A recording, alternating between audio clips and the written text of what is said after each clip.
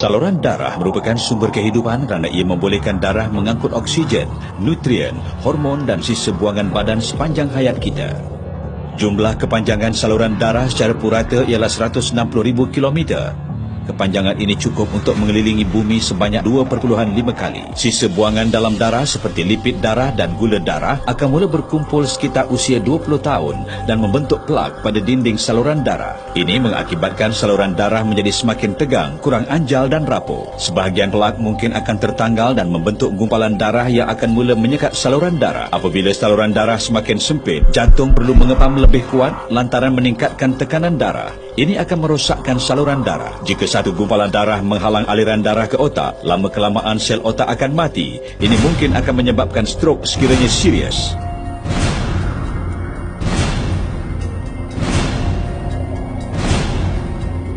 Jika satu gumpalan darah menghalang aliran darah ke jantung, ini mungkin mengakibatkan masalah jantung. Jika anda gagal membaiki gangguan ini dalam masa 3 jam, 90% sel jantung akan kekurangan oksigen dan akhirnya membawa maut.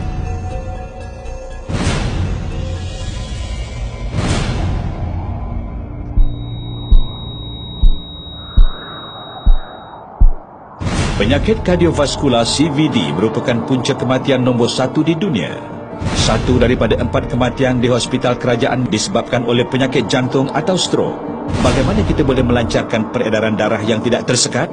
1. Penggunaan ubat-ubatan seperti penyekat ACE yang mengembangkan saluran darah atau aspirin untuk mencairkan darah. 2. Pembedahan angioplasti. Pakar bedah mengebaskan kulit di kawasan groin. Beliau memasukkan satu tiub pandu melalui saluran darah pada kawasan tersebut dan menggerakkannya ke saluran darah yang tersumbat. Kemudian, satu kateter dengan stent tertutup yang mengelilingi satu belon kempis diletakkan pada tiub pandu lalu dimasukkan ke dalam arteri yang sempit. Setelah posisi ditetapkan, belon tersebut dikembung untuk mengembangkan stent dan memperluas arteri lantas memulihkan aliran darah. Disebabkan stent telah tetap pada tempatnya, belon berkenaan dikempis dan dikeluarkan, meninggalkan stent untuk menyokong arteri supaya terbuka secara tetap. 3. Pembedahan pintasan. Pakar bedah akan membuat suatu insisi dan memotong sternum. Sangkar rusuk digerakkan ke jantung dan pesakit berkenaan tersambung pada satu mesin jantung peparu. Pakar bedah kemudian memotong satu saluran darah yang sihat dari kaki pesakit dan mencantumkan salah satu penghujung saluran darah ini ke arteri. Manakala satu penghujung lagi dijahit ke arteri yang sama di atas kawasan penyumbatan dan ini akan mengalirkan darah di sekitar penyumbatan. Selepas pembedahan, kejutan elektrik yang ringan mungkin digunakan.